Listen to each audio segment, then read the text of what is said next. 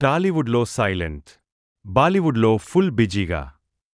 Tamannaah roots separate. Milk beauty Tamannaah. ఈ వయ్యారిభామ ఒకప్పుడు star హీరోయిన్గా రాణించింది. ప్రస్తుతం స్పీడ్ తగ్గించింది. అందాల భామ తమన్నా ప్రస్తుతం బాలీవుడ్ మీద ఎక్కువగా ఫోకస్ చేస్తుంది. అలాగే స్పెషల్ సాంగ్స్ కూడా చేస్తుంది. ఈ చిన్నది తెలుగులో ఒకప్పుడు తోపు హీరోయిన్. చేసిన సినిమాలనే అనే సూపర్ హిట్స్. దాంతో తక్కువ సమయంలో స్టార్ హీరోయిన్గా మారిపోయింది. మంచు మనోజ్ నటించిన శ్రీ అనే సినిమాతో హీరోయిన్గా పరిచయం అయింది తమన్నా. ఆ తర్వాత హ్యాపీ డేస్ సినిమా ఈ చిన్నదానికి మంచి గుర్తింపు తెచ్చిపెట్టింది.